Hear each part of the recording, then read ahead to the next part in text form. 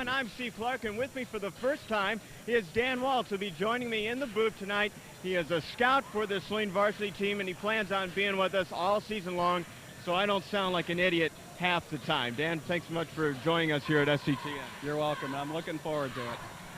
2 weeks off Saline has had coming into this game. The same thing for Brighton. What do you think, as a pair of two Class A Titans come together, that Saline is going to do differently than they've done the first 4 games of the year? Well, I think Coach Brenneman has really been trying to pick up the intensity of his team, and he's also trying to get them to play to a higher level. They haven't really played that well in the games that they've won, and he really is looking for that intensity. I think that's the key to the game.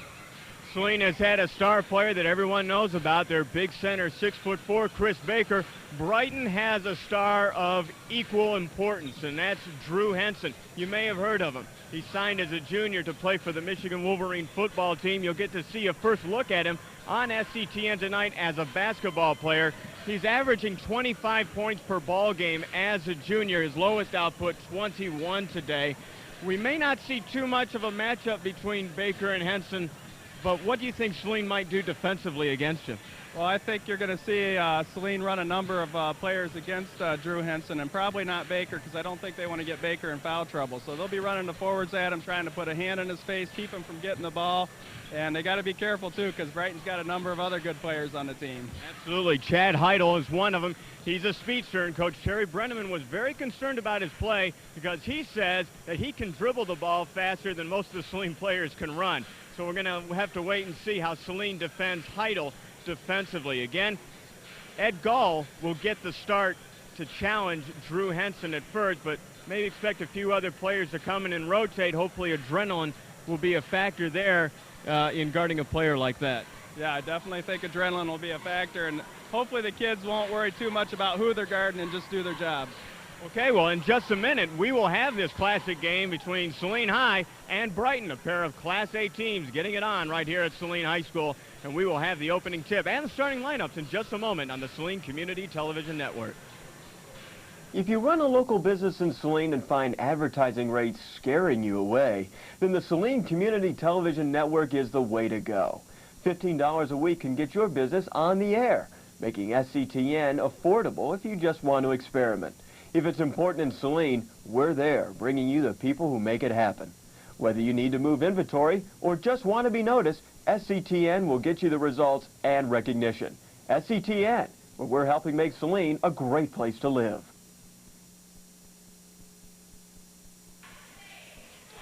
And here we are for the opening lineups. Brighton has gone through, and here comes Ryan James, the 5'8" senior who's still a little hampered by a knee twist that he suffered earlier on back in December. This is Ed Gull. He's the other guard. He is going to have the primary responsibility of covering Drew Henson. He's a 6'4" senior. And next, the junior, 6'2", Jacob Alice. Jacob Alice is a scorer. And we had him on our post-game show. The last game Saline played against Chelsea. Jeff Mack is a 6'2" senior. And you'll notice that Saline's got a lot of height. And here's the big man, number 55, Chris Baker, 6'4" senior. And Dan, Saline's got a big break in the fact that Brighton is inexperienced at the center position. They only have a sophomore and a junior there that shares the starting time. And unfortunately, that's Saline's strongest part. Yeah, I think Brighton's going to have a rough time guarding Baker down on the post. There's no doubt about it. Drew Henson, we've been talking about him from the very beginning. We'll talk a lot about him tonight. He is number 25, and he's the one standing inside the inner circle ready for the jump. For Dan Waltz, I'm Steve Clark, ready to jump it up here at Saline High School Gymnasium, and our SCTN staff as well here, and we'll get to them in just a moment. Full crew here tonight. Well, it's good to see the crowd numbers up a little bit here at Saline.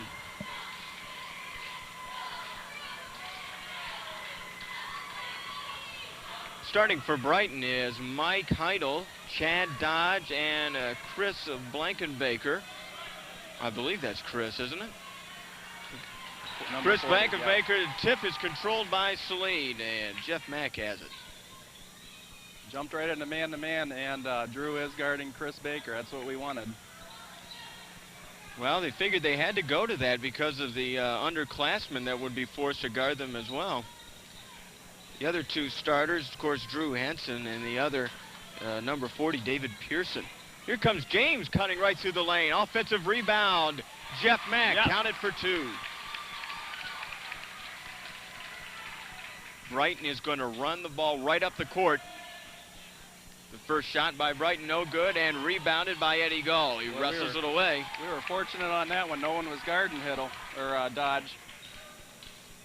I was about to say, Brighton plays a Loyola Marymount type of offense. You remember those guys, run and gun up the court and scored 200 points in college. Chris Baker. Get ready to see that all night. With his first 2 points of the game, and Chris Baker has been opening up as we get a miss by Henson. Rather poorly because of the fact he's being doubled and triple teamed, and it's good that he gets off to a solid start right away. 4-0 Saline, just underway in the first quarter. Baker with the offensive tap off the Gall miss. Saline is breaking down Brighton's defense by driving those guards right down the middle. They can't keep with them right now. Saline 3-1 overall, 3-0 conference play, non-conference game tonight against Brighton. Pearson with the baseline shot. And that's Brighton's first points of the game.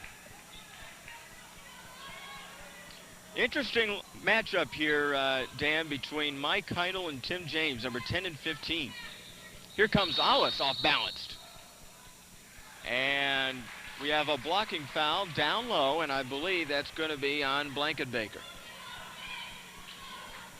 Yeah, James and Hiddle are two of a kind, I'd say. They're about the same size, and they look like they have about the same quickness.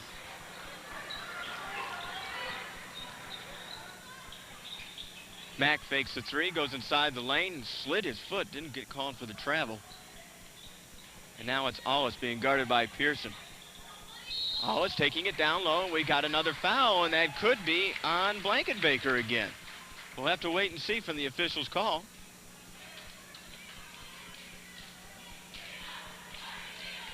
22. Well, 22 is Sean Heidel, and he isn't in the ball game. And I think the scorer just made a mistake and should have put a 1 instead of a 2 in 22. And still waiting for the official call. I think that was Blankenbaker's second, as Ollis makes the first free throw. And the second. So Saline is up 8-2 early on in the first quarter. 5:51 remaining. And Saline gets a steal. Here comes Mack leading against the break. He's got James as a trailer, but he backs up. Ooh. Mack has to take the shot, and Brighton gets the easy rebound. Dodge running it up the court. And now Brighton will slow up. All 5 men on the perimeter, Dan. Yeah, they're playing a little different offense than we saw at Plymouth-Salem. Dodge with his first hoop. 8-4, Saline. James kicks it out to Mack, who fires the first 3 of the game. Rebound strong. Brighton looks to push it back up and now reset as Saline gets back on defense. Dan, that's one of the good things about Saline is that they get back quick on D. They're hustling very well tonight. I think the Saline players have something to prove here tonight. Baker with the block and the tip, but can't get the rebound. Brighton will reset. He'll think twice about going in there again. Kind of running a little weave there out top. Blankenbaker using the screen by Dodge to get the 3. Boy, he put a lot of arc on that shot, didn't he? And it's 8-7. Brighton scoring the last 5. Eddie Gull's a shooting guard, and he brought it back up court. Now he gives it to the point in James. And we have a traveling call. Our first substitution of the ball game comes from Saline. Jeff Wilcox will come in. And Eddie Gull will sit. Jeff Wilcox has a great outside shot. He hasn't been hitting it in the games, but hopefully he'll get a couple up tonight and put them through. Now here's Henson with one of the few touches so far, and he kind of loses it. and he got helped out with a reach-in foul by James. Just a little too aggressive on that. They had him where they wanted him, and he can't score from out there, so they don't want to foul him out there if they can help it. Henson really lost control of the ball and got helped out. He'll inbound the ball. Henson wearing the high socks. A double cut off the post there, and he traveled, huh? And that's another walk by Brighton. You know, one of the things that we see in high school basketball more often than any other call, traveling. The one you don't see in the pros. Yes, it just kind of gradually declines. Less of it in college and they don't even seem to less call in it the the NBA. state championship boys finals very much either. A little double team out there. Yeah, James being switched up at the last minute. Now Owls has got it in the paint. He gets a turnaround shooter. Good shooter from the paint. Offensive rebound, Saline. There's a fight for the loose ball in the middle, and we're going to have a jump. You know, nobody's hands were on that, Dan. It was just kind of a pair of legs on top, and they finally whistled it down. Yeah, I think they called that so no one would get hurt. Possession arrow leads to Brighton's way. And we need a towel boy to clean some things under the paint, or someone's going to get hurt. Brighton's on, I think, a 5-0 run right now. And the official with that last swipe got all the visible sweat that I could see from high atop Saline High School's gymnasium.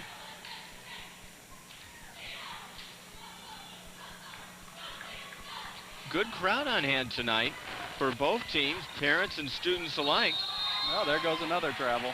I believe that's number 4. That's a thank you very much. That's not like Mike Hittle to do a travel. He's a big senior guard, tough little competitor.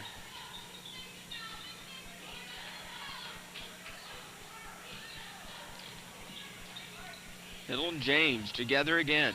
And Dodge nearly steals the ball away. Max got it now up top. Saline will reset. Now James will drive in the middle, and he got hit from behind. And who's this foul going to be on? It's in the direction of Chad Dodge and Blankenbaker. The foul will go to Dodge.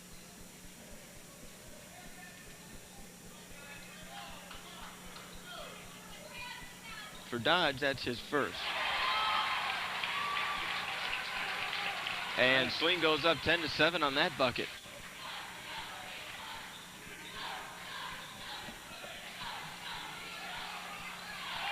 Pearson counters Max shot. Baker's got to move his feet and cut him off on that shot. He can't let him get in there that easily. 10-9, by the way. 2:19 remaining in the first quarter. Brighton's back in the 2-3 zone. Yes, just about to mention that. Wilcox all alone, 3-point baseline, no good, rebounded by Saline. Saline overpowering Brighton underneath the glass tonight. Brighton will switch back from that 2-3 to man-to-man quite often. Near steal by Blankenbaker. James weaving in the middle. Nice pass underneath, but Baker couldn't hang on to it. It goes off Henson's knee, and Saline gets it underneath its own basket. Got a little break there.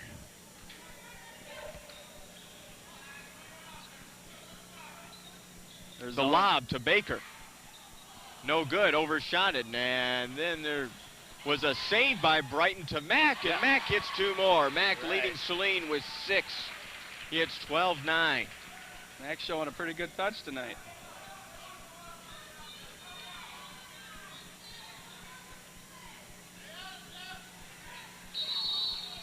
Reach in foul. Oh, maybe they're calling the block instead on Mack.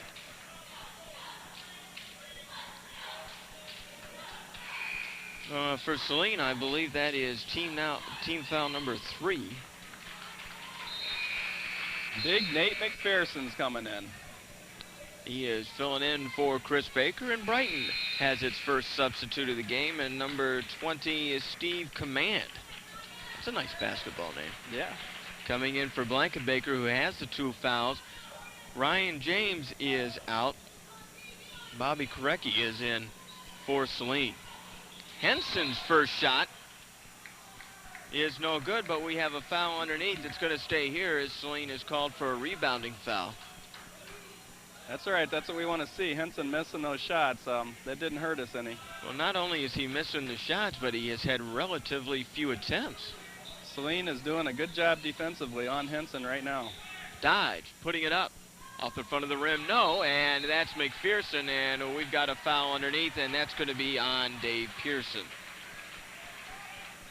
Pearson is a 6'2" sophomore center, and has hit a couple of shots, I believe, already for the Bulldogs, and has done rather well.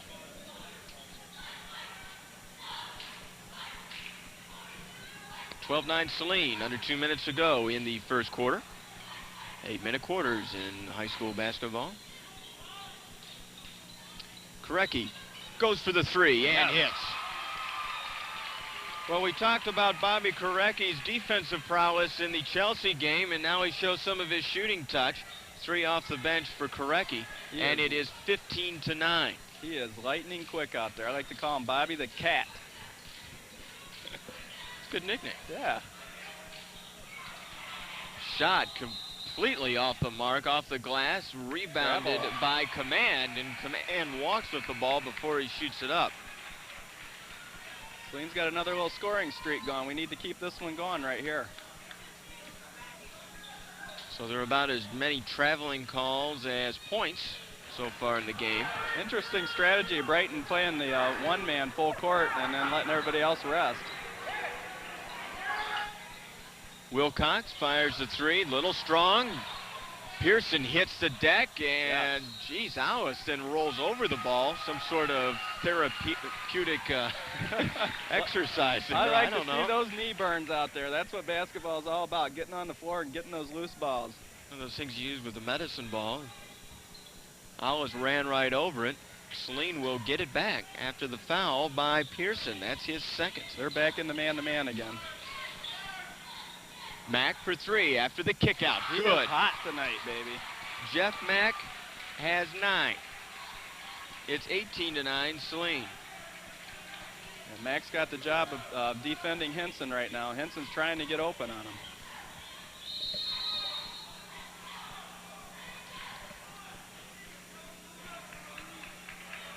What do we have underneath? Got a foul on Jeff Mack on Henson on that. Hurt us because Henson was looking at going to the basket on that and took the foul. Now Eddie Gall's coming in to guard him. Part of that rotating defense we talked about earlier on in the game. The way I see it, even if it was you or me, Dan, we'd get excited to play an all-state type of performer, even if it's football and baseball, to go up an athlete like that, and we'd probably each hold our own for at least maybe a minute or two before we get schooled. Maybe that's what Coach Brenneman was thinking as well. There's a steal by McPherson's got it. Wisely holds it out, and here comes the guards, and the Saline crowd loving it. Final minute of play, 18-9, and Saline looking to play for the last shot.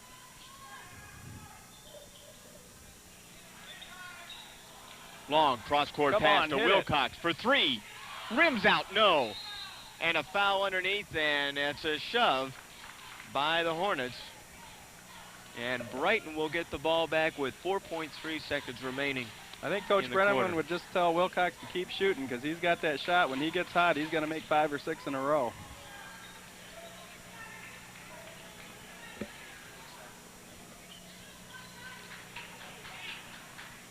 Again, Ed Gall working as the towel boy with his sneakers. I can still see some from up top. 4.3 seconds for Brighton to get it down the court. Here comes Dodge. Dodge running around uncontested there. Puts up the shot. No good. Good quarter. Good quarter for Saline. And Jeff Mack leads the way with 9 points of Saline's 18. They've got the 18-9 lead, and we'll be back with second quarter action in just a moment on the Saline Community Television Network. Attention parents of high school athletes. Help your son or daughter's experience in athletics more rewarding by becoming a member of the Saline High Athletics Booster Club. The all-volunteer crew provides scholarships and making additional funds available for equipment and miscellaneous expenses not covered in the school's budget. This fall, a new concession stand has been erected. Here's your opportunity to be directly involved with your child's team. Fill out the membership coupon located inside any Saline High sports program. For just $10 a year, you'll feel the pride like your child's in supporting all Hornet teams. Welcome back to second quarter action. Jeff Mack has as many points as Brighton, 9 in the first quarter. Saline not taking too many threes, but today's done pretty well. The third game of a triple header here. The freshmen had the first game, ended up losing the game 53-48, and I'll come back to that in just a few minutes.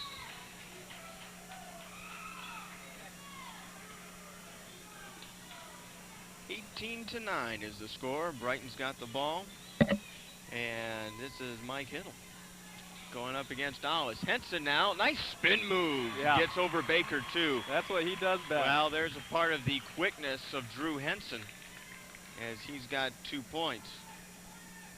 I believe that's the first 2 of the game for Correct. Henson. He almost loses it, and he does. Yep, off his foot. So that strategy of guarding full court on the point guard paid off there.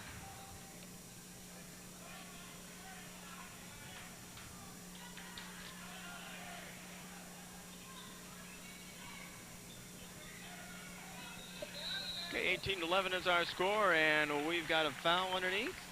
I don't think Ed liked that call. No, I don't blame him.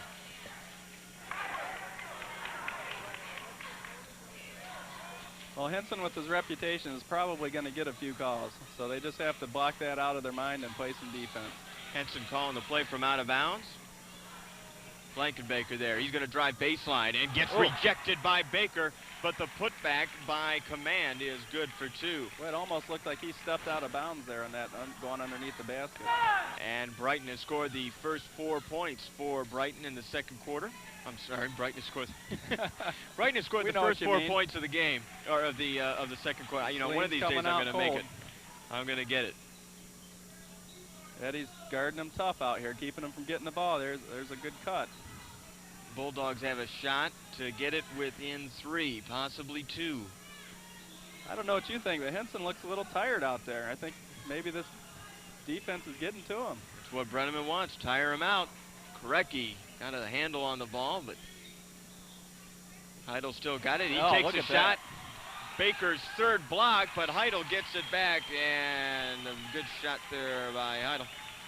18-15. Brighton has run off 6 straight. Baker, by the way, 3 block shots so far. Here comes Korecki. He's going to weave in the middle, dumps it back out. Good passing up here. Oh, Gull's got all day, but misses it. Too much time to think about it. Baker with the reverse.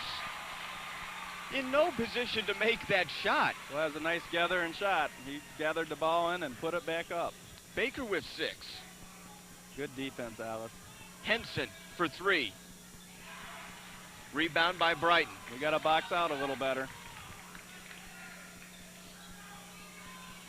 20-15, and we've got a timeout.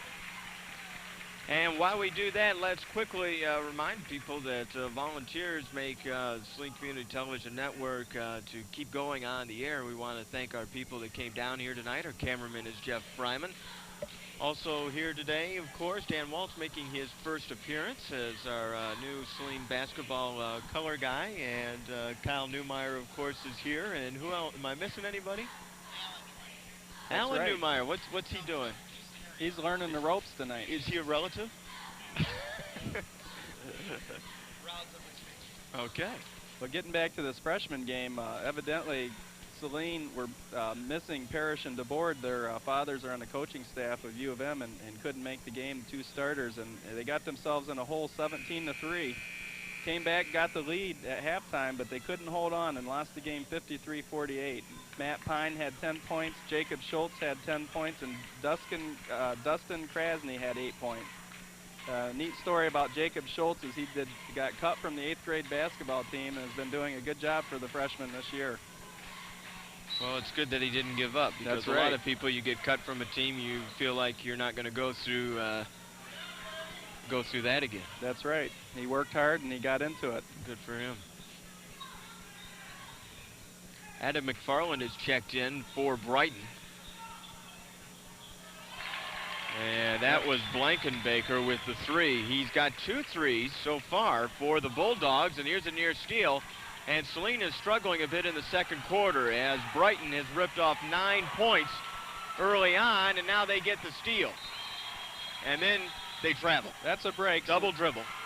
Brighton went into their full court press, bothered Saline a little bit, and then turned it over after they got the ball. So Saline's got to take care of the ball in that press. Okay, the hot hand, Jeff Mack, comes back into the ball game, replacing Jeff Wilcox with 5:20, I believe, remaining in the half. Hard to see the clocks today. 5:20, yes. In the second quarter, Saline up by 2, 20-18, and they need to cool off Brighton because they're feeling it right now. Defensively, you can see that they're playing a lot better, but here comes Tim James. That kind of looked like a Pinckney shot, didn't it? Just a bit. Ryan James keeping the ball down low to prevent the steal. Brighton has really picked up the intensity on defense, something I haven't seen when I scouted them. I didn't think they played good defense, but they're really picking it up. Coach Dan Christner probably stressing that during the timeout. During the quarter breaks, alternate possession on the tie-up goes back to Saline. Well, that was a quick jump ball, wasn't it?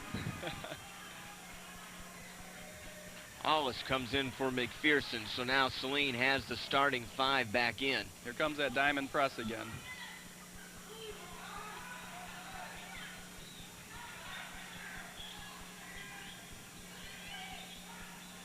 And the press is working to some degree because they've just, and there it goes. The press worked out for the Bulldogs this time.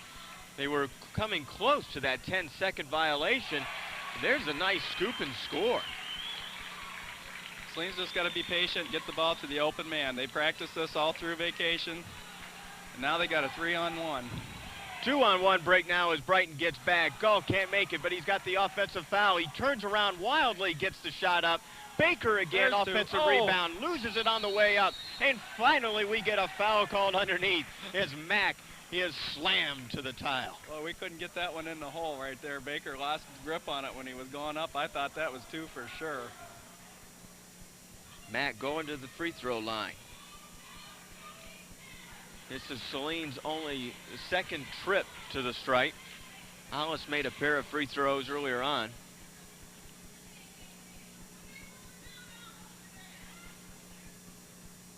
And that's the first. I jinxed him. Hate when that happens. Yeah, Dave Fisk wanted to remind everybody that Monday night is the freshman's next game, a rematch against Tecumseh. They beat Tecumseh at Tecumseh 55-51. Very close game. Again, as they always are between Saline and Tecumseh, Mack hits the second. He's got 10 so far for Saline. Saline up 23-20, but here comes the equalizer. No good, rebounded. Slap off the rail. Oh, my goodness, exactly right. Good hustle there on both ends of the floor. Mack's got it now, and he's waiting for Gull. Gull brings it up top, the 6'4" senior.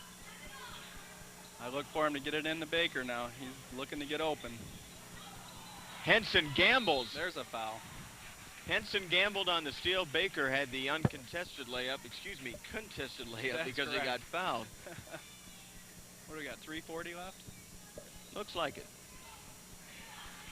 Trying to take a look at the foul. 2 straight back-to-back fouls on Sean Hiddle. Unfortunately, Henson's staying out of foul trouble, isn't he? Yes, he is. Excuse me, I have to take that back. Sean Hiddle didn't have those 2 fouls. It's Adam McFarland.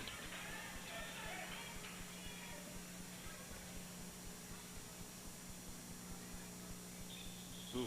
And Baker airballed the second one, so Saline didn't get any there. Oh, he's got to shake that off. Just relax when he's up the free throw. Let the tension out of his arms like a good golf swing. That's what I keep telling these guys. Saline looks like it has this game under control, but they're 1 shot away from having this game tied up. That press has really bothered him, forcing a couple turnovers. That's been maybe an Achilles heel of Saline the past couple of seasons. They have fallen to the press periodically, not all the time, but every once in a while it hurts. Drew Henson trying to take matters into his own hands. That's a nice spin move in between the lane. He's got great first step quickness. That looked like a Grant Hill move. Maybe a travel, huh? Maybe. Saline wanted to travel, that's for sure. Mike Comfort checking in for the first time. He will replace Jeff Mack.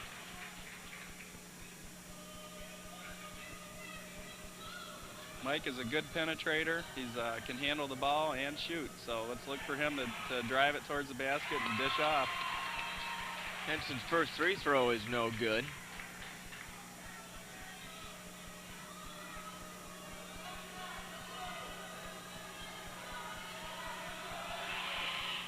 Second one is. It's 23-21 now, and here comes the press again. James is double teamed. He's trying to use his elbows to clear out. Now has to dribble. Loose ball. If Comfort can see him, and he did not, Baker was all alone underneath the basket, and Comfort's being called for travel.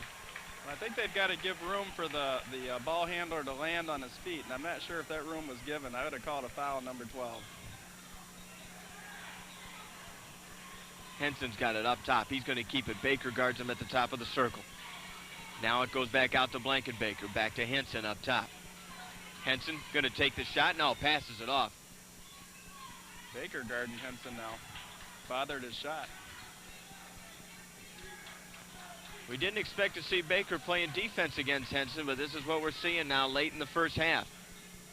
Henson now being guarded by Comfort. Henson going to take it along, and he hooked him. Offensive foul on Henson. Took the elbow and tried to get around him that way. I think, how many fouls does Baker have? That I don't know. Our statistician, Kyle Newmeyer, tells me 1. I think that's probably why they're letting Baker guard him. He's not in foul trouble, and he definitely bothered him there. Henson got his first foul. Here comes the press again. That's the way to break the press. James is going to take it from 12 feet and hits. Boy, he likes the middle of that square, doesn't he? Yes. And now Brighton trying to run it off the court. Gets a turnover now. 2:22 remaining in the half, and Saline up by 4.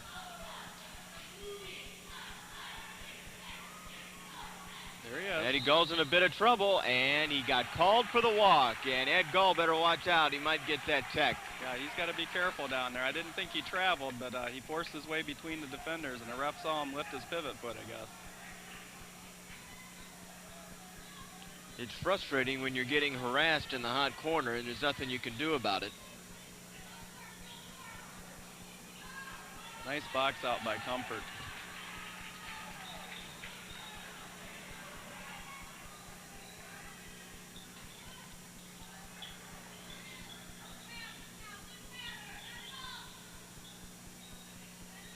Alice has got it on the right side, does the pump fake, goes in the lane, patented move, Jacob Alice.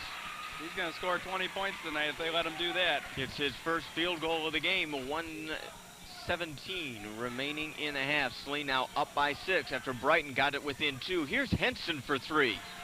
Rebound by Baker, who skied above the rim to get that. Ed Gull on the fast break all alone. Oh, yeah. Count it for 2 more. Saline now up 29-21 after scoring the last 6 points. Nice little run by Saline. Eddie Gull's first field goal.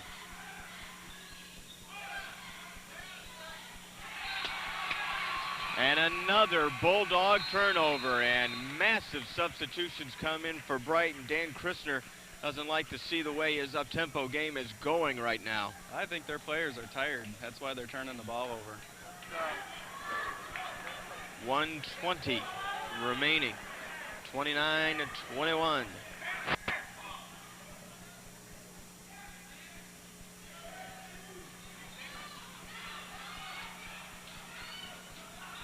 James using the off arm a bit, trying to create a little bit of room, and they get past the half court.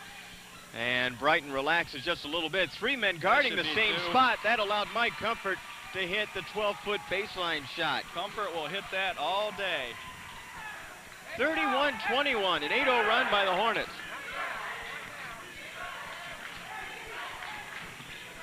Saline crowd coming to life in the final minute of the half. McFarland going against Baker underneath. Down there, huh? Nowhere. Jacob Alice just says, thank you very much. I'll take that. James kicks it out. Brenneman looking to play the final shot of the half. 29 seconds. Brenneman calling for play number 2, as you can hear. The guards will come to the ball here. Guards come to the ball, get control of it, and they'll try to take care of it in the last few seconds. Now down to 10 seconds, and we have a foul underneath, and that's going to go against Pearson. And that is the 7th team foul for Brighton, which puts Saline on the line. 1-1. That was not really a good foul. For Pearson, that's his 3rd. Really not a good foul. So the sophomore center who's starting tonight gets 3 fouls. Blankenbaker, with his 2 fouls, comes into the ball game for offensive purposes only. That's going to haunt Brighton later on because they don't have a lot of height down there compared to Saline. Well, you got to be careful not to get your 4th, and then you really feel restricted after that. Go! Right next to you, 12! 12! Al Bates shouting out some directions there.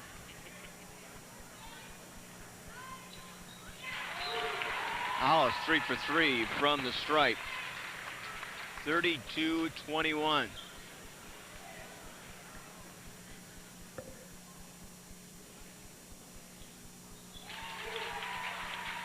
The junior. 33-21 now. Brighton trying to look for the quick shot. That was the long 3. Rebounded by James. Loose ball. Henson fires the shot, and it's no good. Time expired anyway. And the Hornets go on a 10-0 run to end the half after Brighton came within 2 points of tying this ball game. Saline is up now 33-21. Kyle Newmeyer will give us the halftime statistics in just a moment, but first a word from our very important sponsors on the Saline Community Television Network.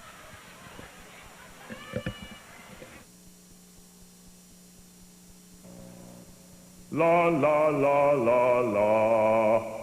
La la la la la la la la la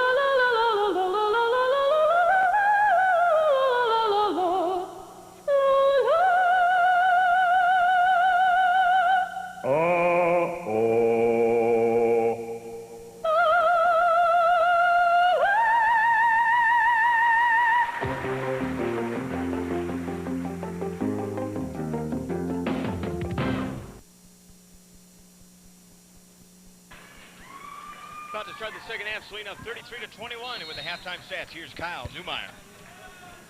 Okay, Steve Baker has 6 points. Jeff Mack has 9. Jacob Alice has 2. Ryan James has 4. Gall has 2. Bobby Krecke has 3, and Mike Comfort has 2. They're shooting about 50% from three-point as well as the field goal percentage. Kyle, just for one moment, Brighton got called with a turnover, and Saline's got it back. Go ahead. Well, that'll be Brighton's 10th turnover of the game. Saline has 6 at this point. Dodge has 2. Hiddle has 4. Blankenbaker has 6. Hansen is doing awful. 1 for 6. From points. They're full court man to 0 man for now. 2 from 3 points. 1 for 6 for overall. Pearson has 4. Command has 2. Hansen has 3 points. Back to you. Okay, Kyle, thanks a lot. The rapid stats, huh? Extensive look. You had to be. We're starting the second half. But Kyle Newmeyer looked with some extensive stats, and we're glad we got him because it's all I can do is keep track of the points, and that's about it. Kyle providing Well, Brenneman's got all the information needed for rebounding and turnovers like that. Appreciate it. Coach Brenneman's got to be real happy at that turnover ratio, 6-10. Saline is taking care of the ball despite some of the turnovers. Oh, there's another one right there, though. Baker was triple teamed on that one. He finally got it snuffed out before he went up. Offensive foul. No Take basket. that bucket away from Drew Henson. Jacob Alice, the junior, stood his ground. It takes a lot of guts to stand there against a 6'3" guy that weighs about 250, doesn't it? Absolutely. 33-21 is your score. We've played 49 seconds into the third quarter. We have no score since the half. Brighton narrowed things down early on in the second quarter to get within 2, but then Saline scored the final 10 points of the quarter, and that's where we are right now at 33-21. Brighton's picking up the defense, trying to go man-to-man full court now. Pete Miller is into the ball game for the very first time for the Brighton Bulldogs. Here's Baker on the double team. Good Nice pass underneath.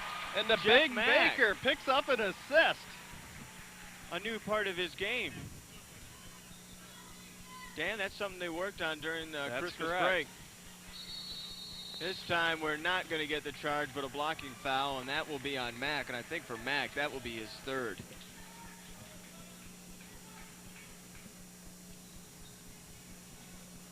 It is. And the aforementioned Pete Miller, making his first appearance in the game, will be shooting at the line. We haven't seen Jason Bull. I saw him through the vacation. He was not feeling well, and he evidently has not fully recovered from the flu. Josh Olenek comes in for Brighton, and Mack is going to sit down.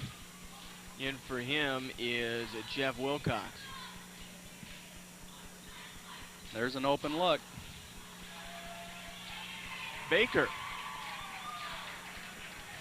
with the defensive rebound, and James going to take it in the lane, but then was going to get triple teamed, thought better, pulled it back out. Alice has got it up top. Number 31. Ryan James heads up move by the big senior leader of the team.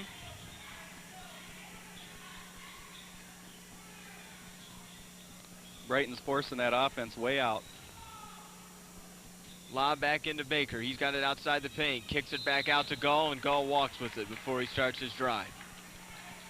So that would be Saline's 8th turnover. And there is 6:04, I believe, remaining in the third quarter.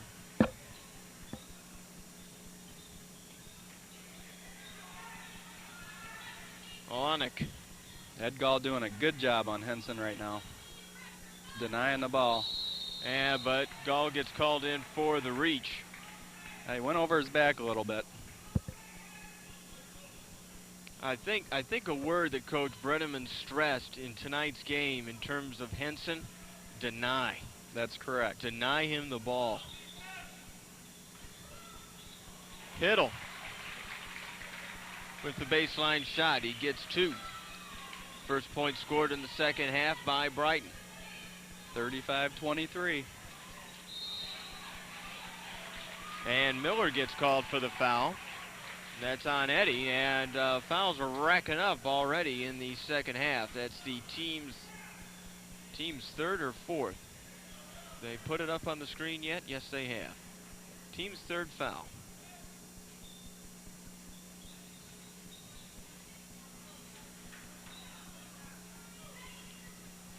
Heidel going against James, and Heidel, although he has 4 points, hasn't been able to use his speed effectively against the Saline defense. Here comes James, kicks it out to Gall. Gall fires for 3, off the rim, no. Oh, he out. Baker tips it to himself. Yeah. On the glass and counted. Chris Baker going to the line to make it 3. Baker says, make me All-State too, buddy, because I can do it as good as you can. Baker's feeling the challenge right now, and he went way over Henson on that rebound. He was at least 6 or 8 inches over top of the fully extended Henson.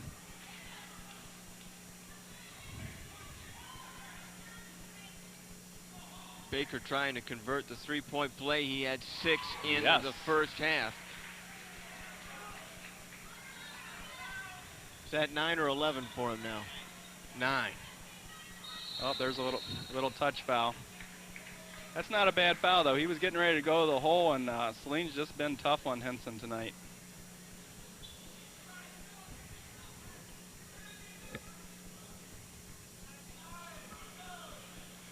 Notice any adjustments that either of the two teams have made coming out at halftime? Well, Brighton's going into the full court man-to-man, and it hasn't worked. Saline's taking care of the ball, and I think it's just tiring Brighton out, so that's one adjustment they made. That shot was well off the mark, but rebounded by Olenek. Again, 2 straight offensive rebounds. Got to box out. Can't forget the fundamentals. I'm surprised Brighton didn't stay in that full court zone trap right after halftime, because that was working there. 38-25 now.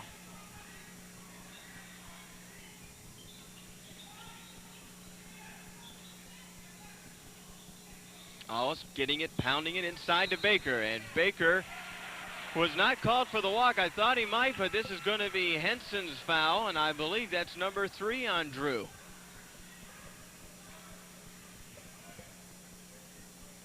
Get a timeout by Brighton.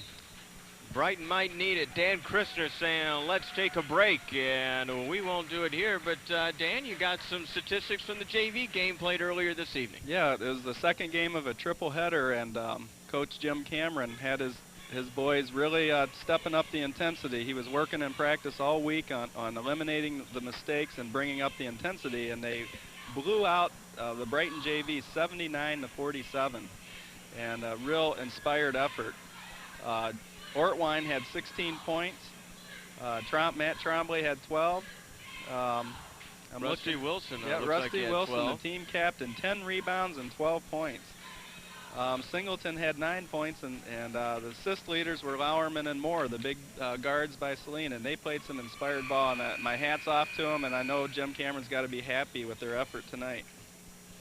I think they almost shut Brighton out in the first quarter. I think Brighton scored 2 or 3 points, maybe 4 points, and that was it. But unlike the freshmen, Brighton couldn't respond and come back. And both the freshman coach and the JV coach were working on for the varsity game, giving Terry Brenneman some assistance. Yep, he's surrounded by the Mine Trust tonight.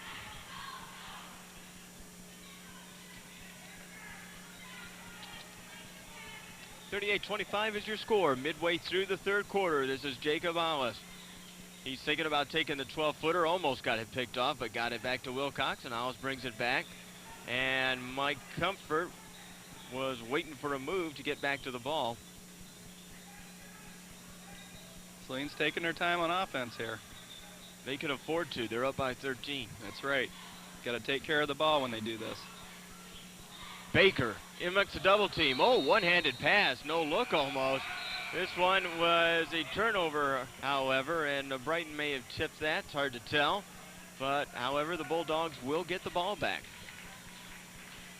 Chris is looking for the pass tonight. Ryan James was standing under the basket, just missed him for 2.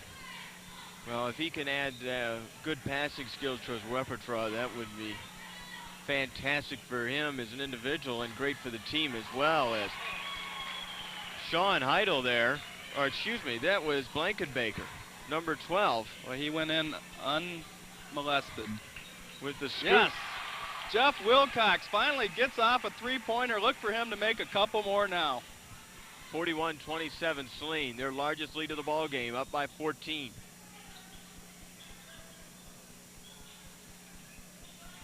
Boy, Henson setting some vicious picks up on top of the key there. Alice doing a good job on him. No foul called underneath. Baker's slow to get up. Boy, that was tough. Blankenbaker with another hoop. He's got 10. That was a tough no call.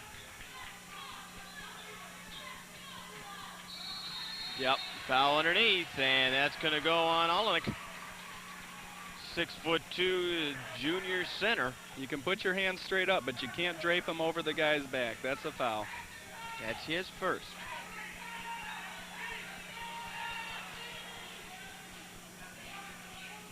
Crowd getting excited here. I think the coach kind of gave the official here a few words. Yep, and they wanted a technical. That's why the Saline parents were up in a roar. That's when you hear them cheer the most. Yeah, when they want a technical. Offensive foul, and I believe that's on Baker, and that's number 3. That's 3 seconds, I believe they called. Oh, they've called a 3-second violation. Thank goodness. We don't want to get our third on Baker at this point in the game. No, actually, I don't think he's in foul trouble at all at this point.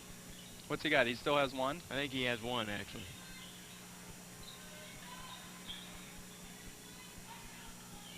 Henson going baseline. Well, that was a touch foul, wasn't it? That's a brush foul. Yeah. That's not a touch foul. That's a brush. That's the airbrush. That's right. Foul. The official might have had a little better look than us, but it didn't look like much of a touch. Naturally. They're trained. Big Nate McPherson coming in for Baker. And Ed Gall will come in, too, for a moment for someone, if they can. They just got in the nick of time. Who's he going in for? Ed may not even know. Wilcox didn't know until the last minute. That's who's going to be sitting. I don't think any of them wanted to come out, do you? No. Especially Jeff. He just canned a 3. He says, I don't want to come out. Oh, Drew Henson for three-point range. No good. Rebounding foul underneath. And who's it on? It's on Eddie. He wasn't even nowhere near the basket. Evidently there's some activity after the shot. I didn't see it. It's not a foul after the shot, as Brighton will trigger it baseline. Heidel comes in, Chad Dodge, the other starter, back inside. Command from long range, no good. This is going to go off. Well, I thought it was going to be Henson, but it must have went off. Ed swatted that with his right hand, trying to get that rebound. Here comes Dodge. Big Nate grabs the rebound. McPherson got the board.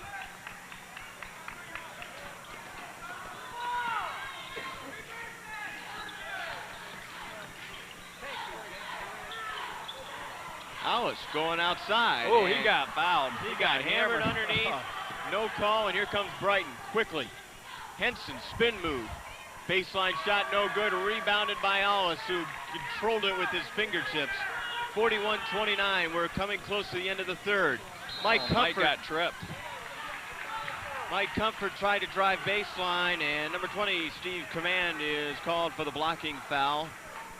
It is the seventh team foul, and now Saline is already into the 1-and-1.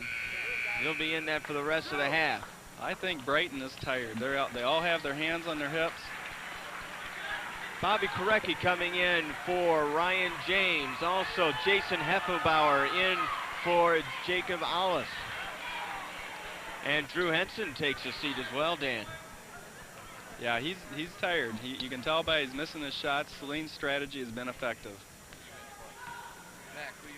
Coach Brenneman doesn't want 4 bench players on the court right now, so as soon as the next dead ball comes around, Mac's going to come in. Saline still up by 12, 41-29. Blankenbaker. Comfort moved his feet real nicely on that defense.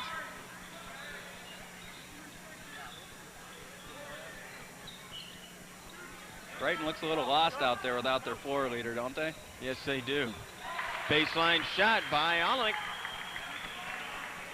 41-31. Brighton has cut it to 10. Heffelbauer seeing the ball for the first time. Runs into traffic at the paint. Gets it out to Korecki. We're going to run play 2 again. I think we're down to 30 seconds left in the quarter. Dan Christner wants Brighton to press a little bit more, force them to make a mistake. And now they back off again. Both coaches up on their feet. Hornets content to play keep away at this point. 29. As now we're under 30 seconds. Again, very difficult to read the scoreboard from here. Brighton forces the tie-up. It still will be Saline's ball, but the Brighton defense did what they had to do. That's the danger trying to hold the ball for the last shot. You can't get caught in between 2 defenders. You get double teamed and they get the tie up. I've always wanted to see what it'd be like if someone goes up 2-0 and tries to hold the ball forever. That's happened before. That's happened before. It's not much fun, but I wouldn't want to broadcast that game. You're absolutely right. We'd have to dig into the archives. I'm no longer curious. Mike Comfort gets in there off the glass. No. Mack hustles to save it, and we are now down under 4 seconds. 3. They're going to have to put the shot up in a hurry. Comfort loses his balance, and we got a foul underneath. Saline is bailed out with 9/10 of a second remaining in the third quarter. The foul, and if it's on Pearson, that will be number 4. That's the second time he fouled in the last 10 seconds in this game. No, it's not number 4. It's number 5, and Pearson is done for the night. How many points did he have?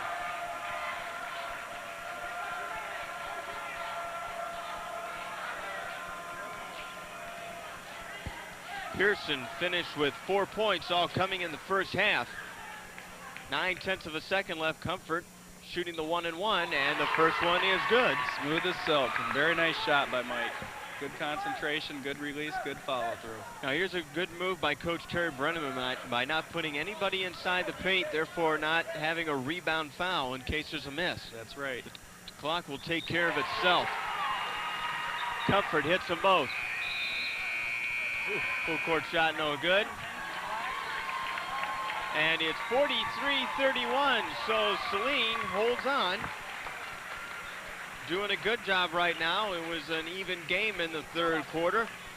Saline's bench players starting to come through, and we've got 8 more minutes to go in this game.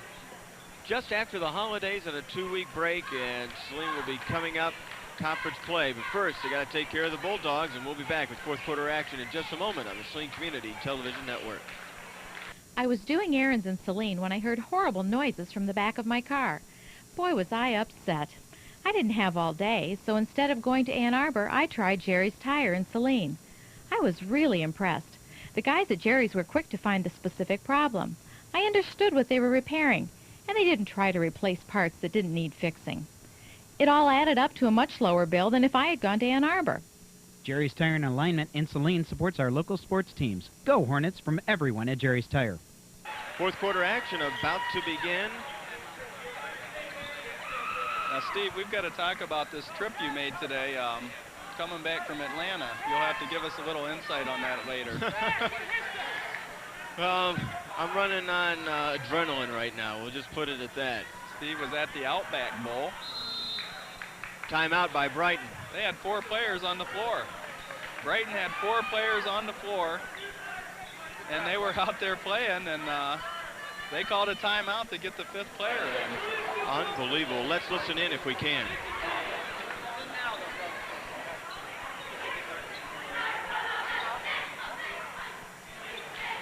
I think their 5th player never got checked in.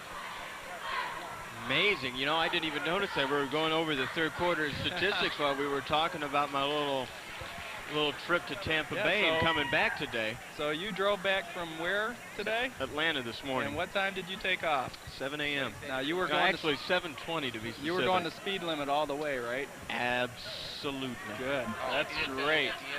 I hear Kyle laughing in the background. Kyle knows me all too well. So did you have good tickets for that Outback Bowl?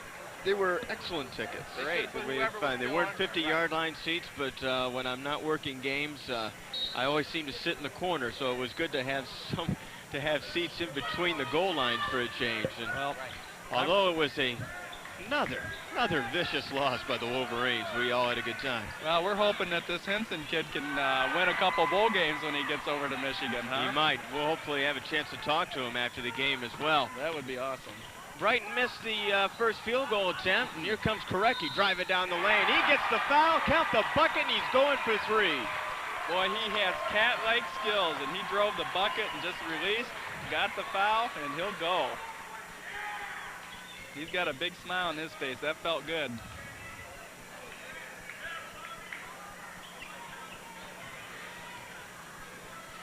Just underway in the fourth quarter.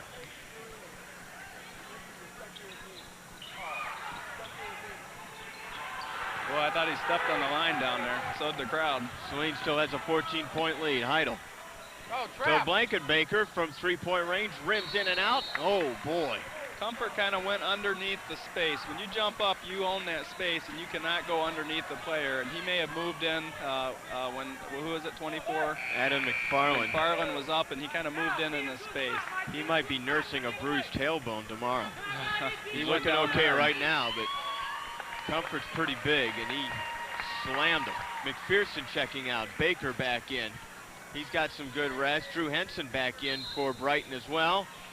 And Korecki called for a foul. That will be Saline's 7th foul. I believe they'll be shooting 2 shots regardless. Could be a long fourth quarter here. Next Brighton foul, we shoot 2 the rest of the game. As we go, Saline goes into the double bonus. Now, my understanding of that 10-foul rule, that's only in the second half. You know, it's good you're here because sometimes these high school rules that are different with the pros, I don't even begin. I should, but I've been browsing through the rule book lately. Oh, you and Tim Pickens will have good conversation. Tim, who does the football broadcast for Saline Community TV. Very knowledgeable on officiating. Yeah, Tim does a good job. Second free throw, both of them good by Heidel. Back in the diamond press. Lead has been cut to 12. Saline gets past half court. They force it into Baker, and he's draping those hands over Baker's back. You cannot play Baker like that. He's got to deny him in the front side. You can't stand behind someone and deny him the ball. Now, Olenek hasn't come in since made his first appearance at the beginning of the second half, and he's quickly racking up fouls. I think his sole purpose is to foul Baker when to keep him from getting the ball. Remember, Baker's last free throw was an air ball. This is a little bit better, but the same result, just kind of rimming around out. That had a nice touch to it, though. He looked like he was getting his confidence back here. Well, the second one is good. So Chris Baker gets an extra one from the line. He's had 2 from the stripe. Brighton pushing it up and losing the ball. And Korecki, I think, got a hand on it as Heidel tried to get up the shot. Saline with a number of blocked shots tonight.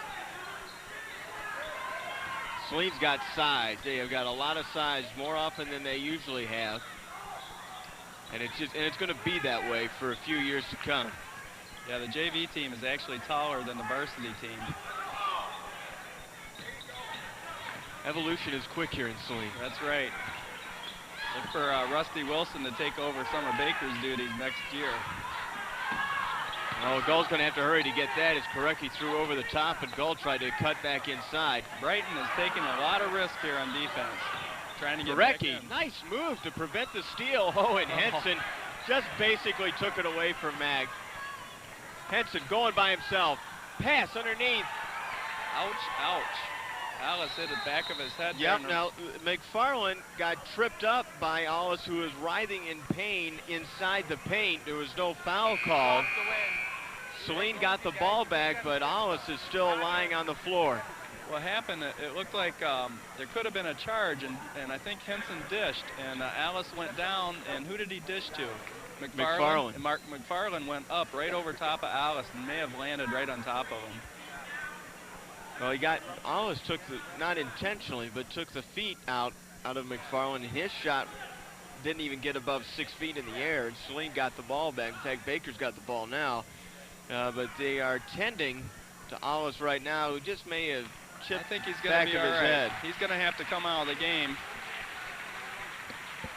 All injuries require substitution. Back to my rule book, I read that tonight. As long as Alice is saying he's not Batman, yes, everything will be fine. And I think that's a puddle of sweat, not blood down there, so we're looking pretty good. He's going to have a little knot on the back of that head. I call them battle wounds.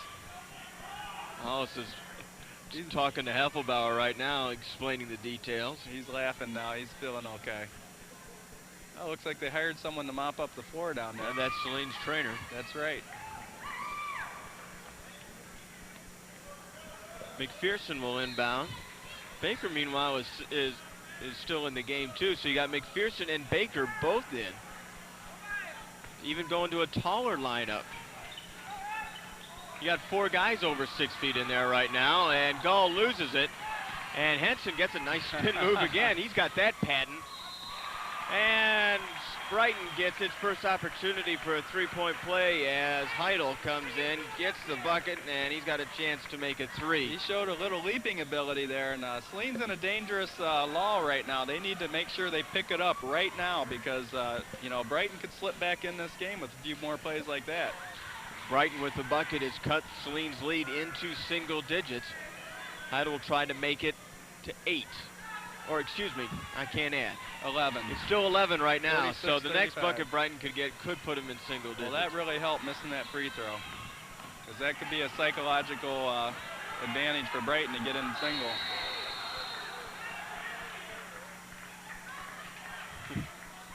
James and McFarland kind of rolling on top of one another. Like there wasn't any tempers flaring, but I'm sure they were both playing hard. James shows very good composure. I believe he played running back in football, right? He's one of the Well, he was the third back there. He was primarily used as a receiver as well, and then you had him playing cornerback. tough little competitor, and he's not going to let that bother him.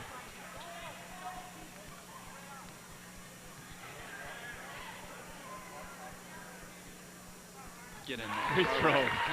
Ballooning. He kind of helped that one It's a good thing. It's a good thing this game's played indoors. Otherwise, we'd have some rain. Yeah, if there's a little wind, that would have made it go off target too. That second one rimmed out. Baker tried to fight for the rebound, but the 6'4" Henson there got it instead. 47-35. The Hornets up by 12. Five and a half minutes remaining. Thought that went off at 24, but no, McFarland had control. Mack hit it out, and it's going to be Brighton's ball. Chad Dodge comes into the game for McFarland. the starting guards are back in there for Brighton then, huh? And Saline will counter with Alice coming in just a moment. Baker swatted again. Wow. Baker says, "Get out of here, boy. Don't come in here unless you intend to score." 5 blocked shots now for Chris Baker. McPherson coming out. He can afford to do that now. He's not in foul trouble, and he can dominate the inside part of that basket now. He almost started to dance. And Baker's got the steal after Gall kind of tipped it away.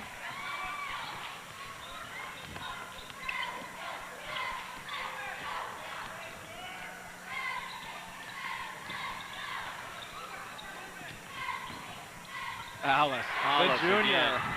He's going to be back next year, and I'm looking forward to that. Well, he's one of the few penetrators that Saline has. Henson trying with the pass himself. The two Titans Baker fighting gets underneath. the rebound. Oh, Dodge bothered that shot. Matt couldn't get it in there. Oh, got a double dribble.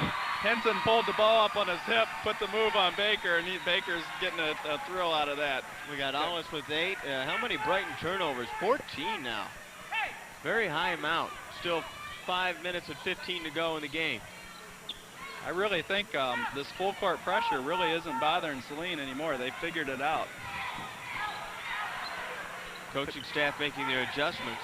Patiently bringing it back out. Oh, stripped by Heidel. Good job. Now here comes James from behind. He's going to steal it back. Oh, yeah, we could see that coming ever since. That's like a boxing match between those two, isn't it? Battle's holding his own. Heidel came in here very well respected by the Saline coaching staff because of his speed. And James caught him from behind. Well, all they got to do is dump it down to Baker, and 33 is going to pick up his next foul. He's just wailing away down there.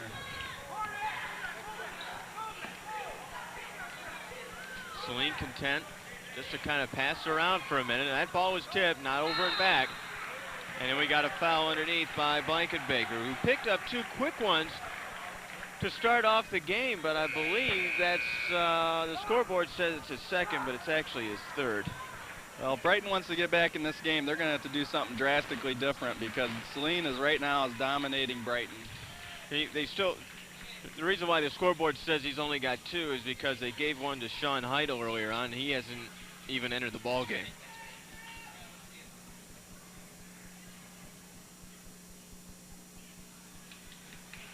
Come on, Jeff, just relax.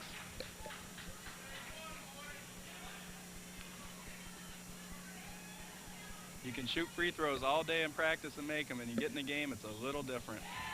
Second one is good, 50-35 now. Brighton pushes it up.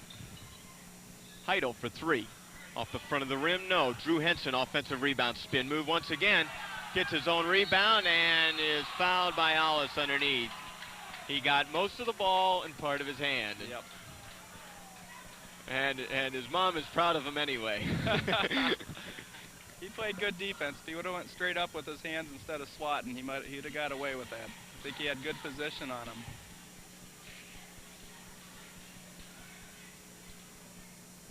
Mrs. Alice, the first one in the gym to stand up after that call. Henson misses a free throw. You know, Brighton scored, I think, 75 points when they lost to Plymouth-Salem in the game I went to, and Saline's defense has just shut them down. Back into the diamond press.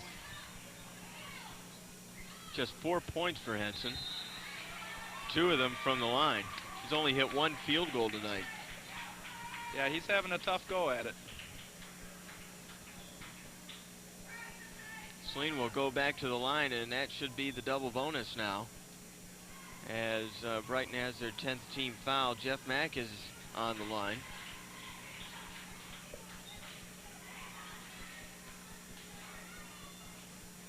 Well, he can put them up pretty good here.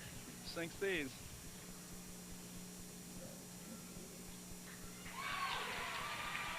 What do we got left here? 3:36? That looks good enough. We're going to have to talk to Mr. Gall about moving that basket so we can see that scoreboard over there. Second one is up and good. Now Saline has its largest lead of the ball game, 52-36. Mack has got 15 for the game.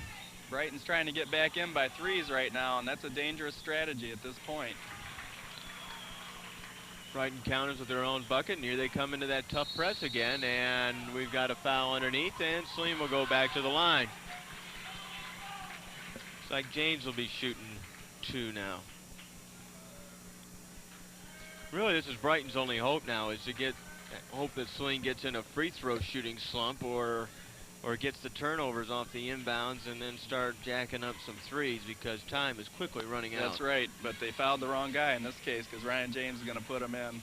He's a pretty good free throw shooter, has good concentration.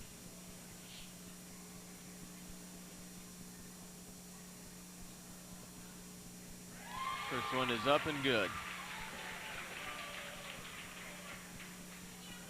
The foul was on Chad Dodge, is the second.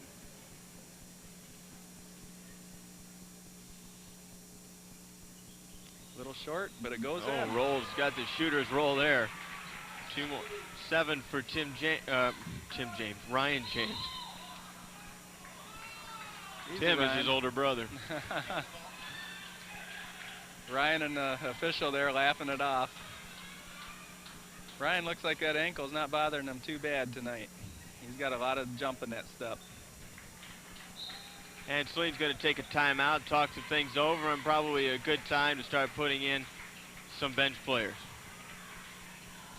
And if Ryan still has any problem with that ankle, I'd kind of think about taking him out, because although this game is not a lot, it's pretty good right now.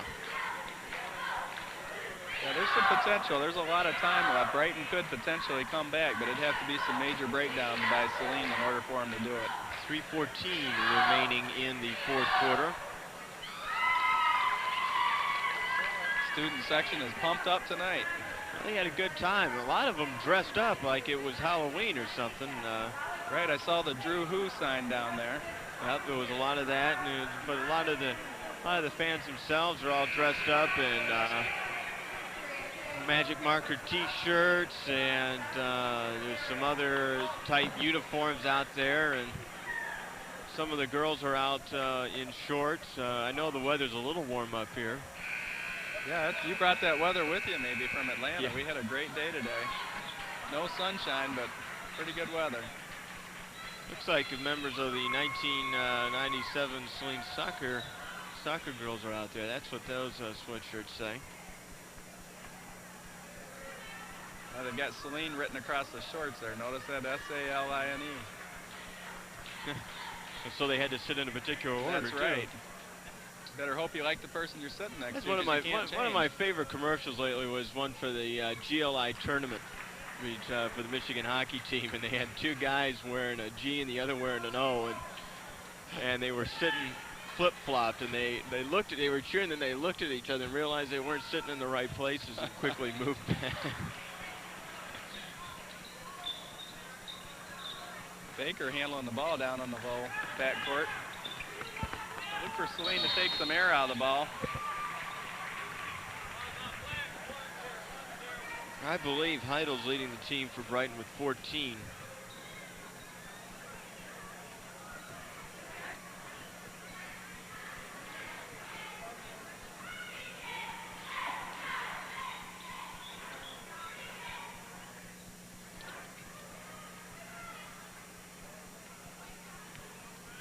Third foul on Heidel, too. That's a better looking shot by Jeff. Saline didn't go to the line much early on in this ball game. Now it's becoming an annual right now. Yes, it is. Every possession, they're going down there. Okay, we've hit the 3-minute mark left in the fourth quarter. Drew Henson's got the ball. Chris Baker playing at the top of the circle, and that's his 6th block. Oh, and Henson's height was able to pick off that pass, and Baker almost had a dunk. That's an air ball. A nice play by Jeff Mack, boxing out number 34 off that rebound. Couldn't get there, and Saline gets the ball out of it. Miller tried very hard. That's a perfectly legal hustle play. He slid his foot. They didn't call that travel call. And surprised, they've been calling every other one. James with the high floater up in the air, and we got a foul underneath by Miller off the rebound. It's like a little Joe Dumars shot there coming in from the side. Put the high arc on the shot. You gotta figure. Let's see. James is a senior. Joe Dumars has been in the league for what, 12 years? Ryan James doesn't know what the NBA is like without Joe Dumars. I mean, I wouldn't be surprised if there's some influence there. I wouldn't doubt it. Baker with free throw. A lot easier shooting those free throws when you have a big lead.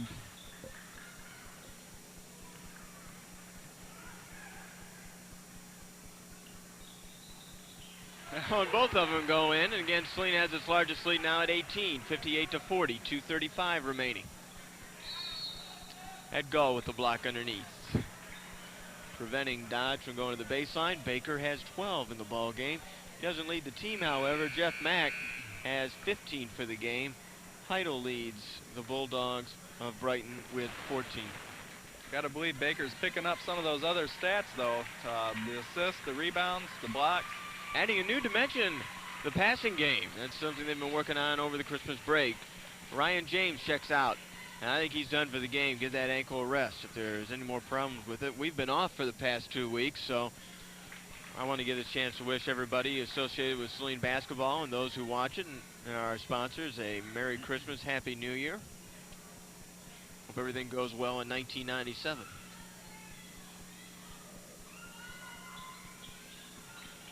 Second one is up and in by Dodge, 58-42. Here comes the press. Now Baker has to go through it, and he gets a nice pass off to Mack, and now it's a 2-on-1. Korecki with the left hand, got it blocked a little bit. Yeah, a little too hard. He's going to try to catch the Heidel, and How does. did he get back there? Where did he come from? Goal. Left-handed in. And that's what you want to see. Finish strong. And Saline has hit the 60-point mark. Saline's made an adjustment here to have Baker on that wing on that press breaker, and it seems to have worked. Boy, Korecki must have done about a 2.0 coming down there from the other end of the court. I didn't see him coming. It's the 4th foul by Eddie. Ed's done a good job defensively tonight. He's set out. Kind of the unsung hero. So there's no foul there. But he leaves the game with 4. Henson gets only his 2nd field goal of the night. Baker's got that big height. He can lift up and see the court. And they break the press again. Well, that was close to a backcourt violation. You got to have both feet across that court before you catch the ball.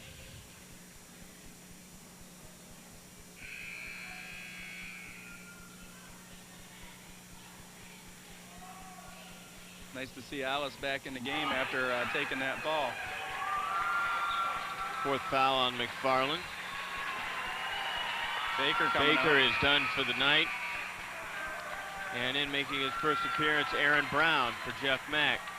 Jason Bowl is in there. Korecki and Comfort make the other 2.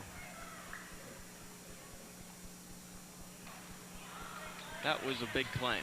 That's because the crowd was silent. Yeah, Jacob's a good free throw shooter. He's got nice form and has a good release. And Drew Henson comes out of the game with 1:42 remaining, and that may be it for Henson, who finished the game with 6 points, only 2 field goals.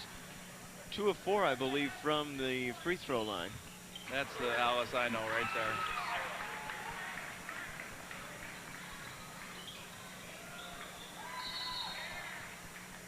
Out of bounds. Still Brighton ball. 61-44. It looks like 1:37. It appears to be.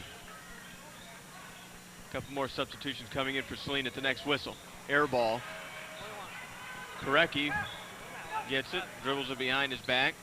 Not much pressure right now. They're kind of giving up on the press. Just as I say it, they start double teaming. Yeah. Oh, and Alice is nailed. Alice says, I'm going to shoot 2 more at the free throw line. Hey, it just all adds up. That's right. They don't care how they get the points. They just like to see it tallying up. 1, That's right. 2, 3, 9, 10. Here comes the rest of the team for Saline. Bobby Korecki played a great game.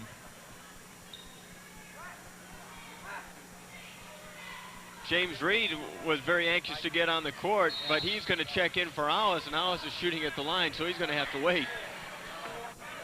And now we have a timeout.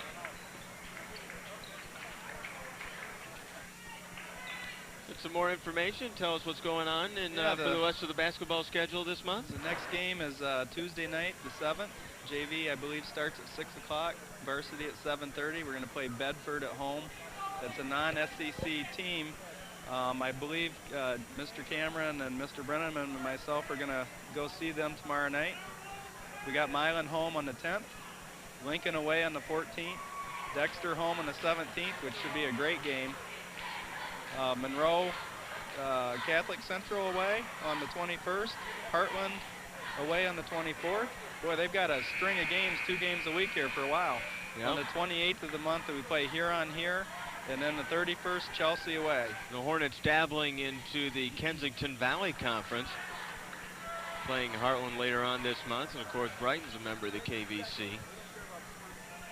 Brighton has only played 1 conference game. They won that game. 2-2 overall. They're going to fall to 2-3 tonight. Alice hits the first. Saline, meanwhile, will go to a 4-1. Overall, and 3-0 in a conference, 3-0 conference play still. Hollis has 9 points so far, 62-44, minute 15. Brighton unloaded their bench there too, it looks like. Command's got it. Max Hahn into the ball game. Alec. Fouled underneath. Jason's going to get that foul. 58.2 seconds. So now we're under the final minute. Saline into the 60-point range, and I don't know if that may be Saline's biggest offensive output of the year so far. The style of game that Saline plays, they're not going to score 80 or 90 points.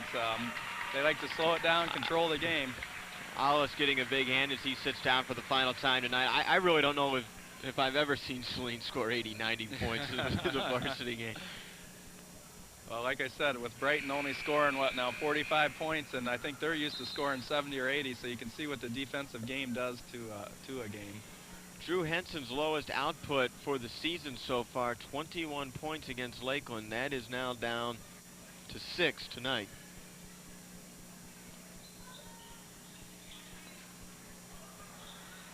Brighton gets back the rebound off the miss, Ramalik.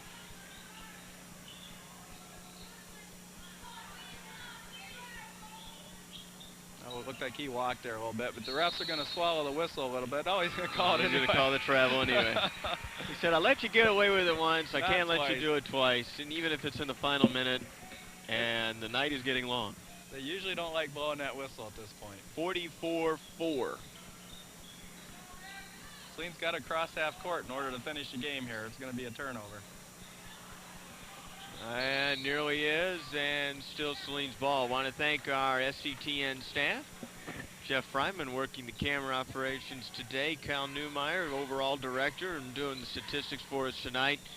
Son Alan helping out, learning the business at a very young age. Dan, want to thank you for joining us for our first game, and did a fine job. Oh yeah, thank you very much. I appreciate it. It's been a lot of fun. Brighton gets the turnovers. We're now down under 20 seconds remaining in the ball game. Saline is going to win this one. Here comes the 3 by Command. No good. Rebounded by Bull, who powers it away. He is one strong man. He's 4 seconds. Down under 10. Is he going to take the shot? Yeah, he'll take it from 3 and hits the front of the rim. Saline's going to win this game 62-45 and improve their record to 4-1 on the season. Once again, Terry Brenneman's got his Hornets under a strong start. We will talk to the coach and a player, hopefully after the game, and we might get a chance to talk to Mr. Drew Henson out of Brighton as well. We'll have all of that in just a moment on the Saline Community Television Network.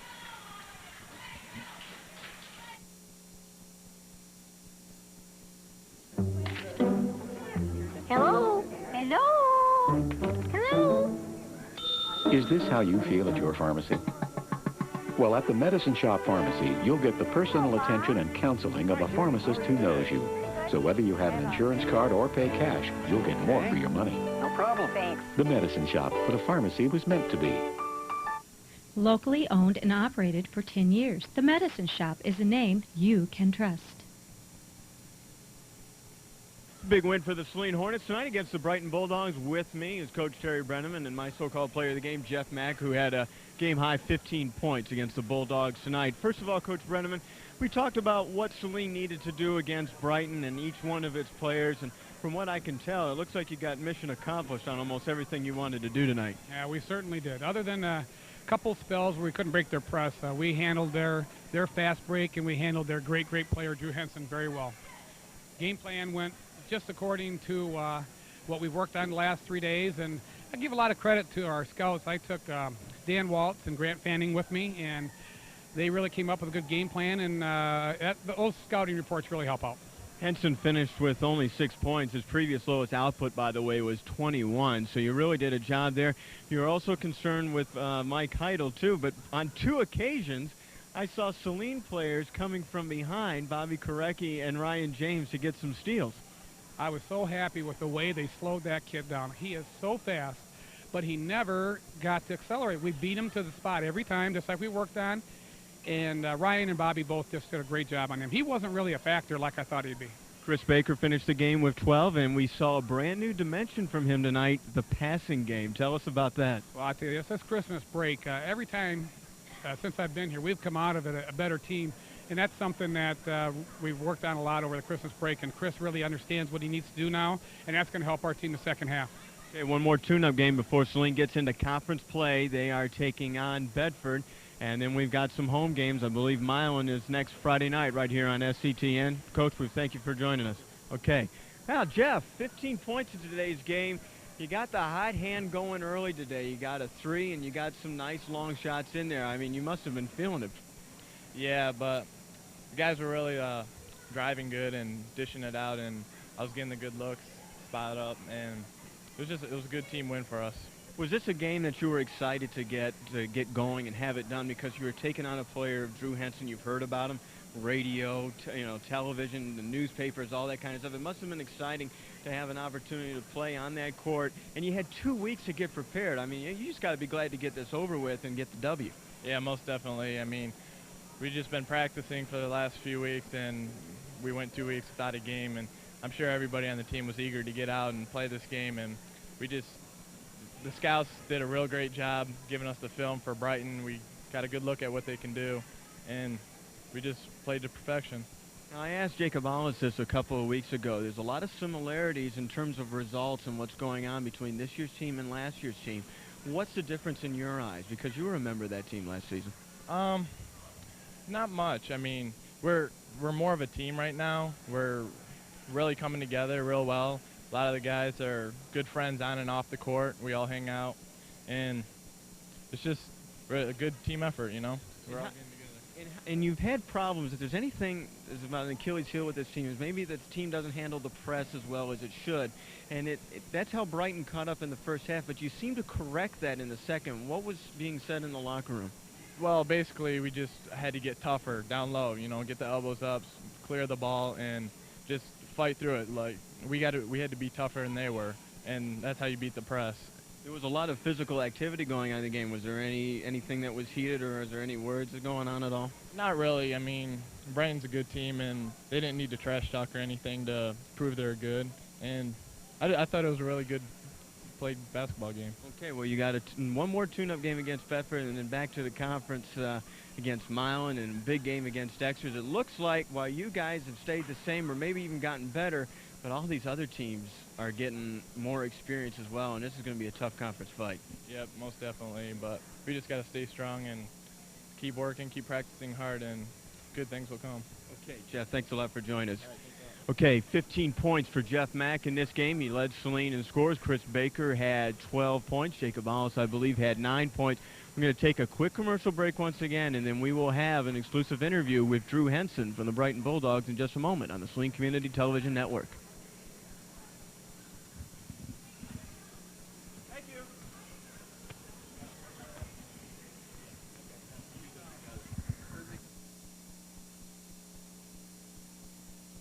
Family's busy schedule getting in the way of your eyesight? At Cunningham Vision Centers, we have the solution. With our express service, on-site lab, evening and Saturday hours, our knowledgeable staff will have you seeing clearly in no time. We have a great selection of glasses and contacts at discount prices. Put Dr. Thomas Cunningham's 15 years of practice to work for you. At Cunningham Vision Center, seeing is believing, with 2 offices conveniently located in the Saline Shopping Center and in downtown Tecumseh.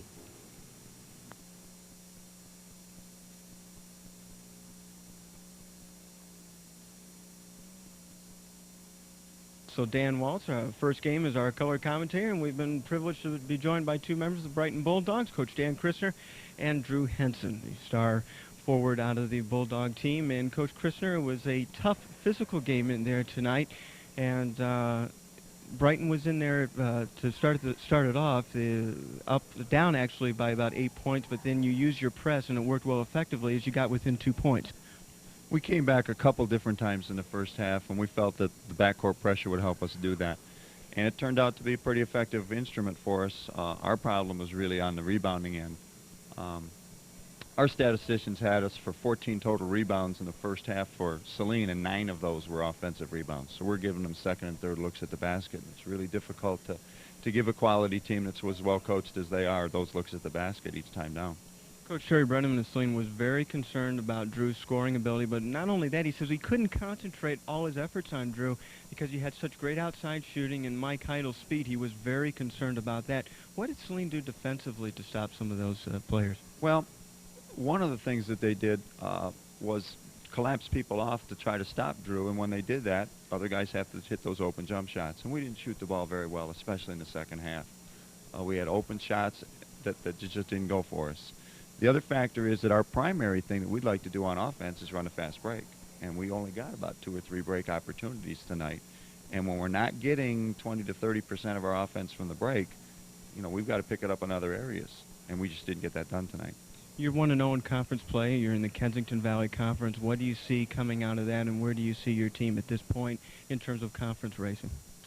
I would challenge anybody who knows much about high school basketball to make the decision or make a pick on who could win that league. Obviously, you have to give Howell the nod. Their trophy case is full of trophies. They had a 25-game win streak last year that we were the ones who fortunately broke and tied them for the conference championship. But you have to look at Milford. The Lakeland team that we beat undoubtedly will be better the second time we play them. You know, as you just go down the list of all teams in our conference, it's very, very balanced. And anybody can beat anybody on any night, and you have to come ready to play every single time out. Coach Christman, we appreciate you being on the show. Thank you very much. Your coverage of high school basketball. Okay, well, thank you very much. And we'll be talking to you in the future. I'm sure Saline and Brighton might get a return trip, and we may have to go on and take your place, and I'm sure there'll be a tough place to play over at your building as well. Okay, thanks very much. Drew Henson, you only got held to 6 points today. Your previous low was 21. What was it exactly about the Saline defense that was shutting you down today? I think they played a lot more physical than anybody that we played against this year. They were able to, you know, they picked me up full court, and you know, they collapsed down every time I got the ball, and I personally had a real off night shooting too. I didn't, you know, I didn't feel too comfortable outside shooting, but you know, that's how things go sometimes. I just give them the nod. They played some great defense, and you know, we weren't able to make the shots we had to. And sometimes Coach Christner chose to have you play defense against Chris Baker, and those know him very well in the SEC. What do you assess of his abilities? Yeah, he goes offensive board harder than anybody I've ever played against. You know, he's pretty much impossible to box out. You know, he's so strong, he'll just push it right under the hoop. And you know, first half he had a ton of points that way. And once you built the lead, you know, we're constantly playing catch up, and that was, you know, it's hard to come back and win a game when you're constantly down by double digits. Now, we've read a lot about you in terms of your football exploits, your baseball exploits. Didn't know that you were such a great basketball player as well. Have you been getting any letters about basketball at all? A few, but once I made my decision to go to Michigan, pretty much, let the schools know that, I made my choice, and that's where I'm going to go. Well, let's talk a little bit about that. As a junior, very rare to see one as a junior commit to such a prestigious university as the University of Michigan, and we'll be hearing a lot about you before you even become a senior about this whole transaction. Now that you've made your decision, has the letters stopped, or is there still people trying to convince you to change your mind at all? Pretty much you're always on, as a junior, you're on a lot of colleges' mailing lists, so that the mail doesn't stop coming in, but I think once the schools are able to contact you and come spring recruiting, I think it'll slow a bit, once the word gets around that I made my decision. But as of this point, the word's, spreading outwards, from the Detroit area that I'm going to Michigan, but things haven't slowed down too much yet. Do you ever get tempted to open any of that mail that comes in? Oh, yeah, I open it and read it, and just, see what they have to say, but basically, if they go out of their way to send you letters, I feel obliged to, read them. And regardless of what university you pick, I think it must be a great sense of relief, because when I talk to high school seniors who are getting massively recruited, not only the university's calling, but recruiting analysts are calling you twice a night. There must be some sort of inner peace that the decision is made and that, the scores are well enough to get into a school like that. I mean, it must feel good to have that decision, a major decision, under your belt already. Oh, it really is. I'm able to sleep a lot easier, once I decided to go to Michigan, but I think you're right in saying that, because you don't have to worry about, I have to score so many points, or I have to pass for so many yards in order to get a scholarship. You know where you're going, and you can just kind of relax and go play and not worry about anything. I've heard you do a couple of interviews on radio, and you seem like you've got a great head on your shoulders, and everything is there. Knowing the status that you are, is it difficult to accept what's going on, and having people like me after every single game come up for an interview, and the pressure that might be coming on even as a junior? I've been ready, I've been talking with my family, we constantly talk about this kind of thing for years, and so I've kind of mentally prepared myself for things like this to happen, but it is a little bit different when you have people, wanting your time and, just wanting you to talk to them and give them some interviews, but I don't mind it. It's nice to see that people, take interest in you and respect you, and so, I kind of enjoy it. Well, and it also helps to have a dad who's a coach himself over at Eastern Michigan. So, Drew, we appreciate it, and we're glad that you chose the University of Michigan, and we're looking very forward to seeing you out on the field, on both fields, football and baseball. That's going to wrap things up here for another week on the Saline Community Television Network. A reminder, next week, it's back to SEC play as the Hornets take on the Big Red for Milan. These two teams will be colliding for the top of the conference crown. We'll see you there next week on the Saline Community Television Network.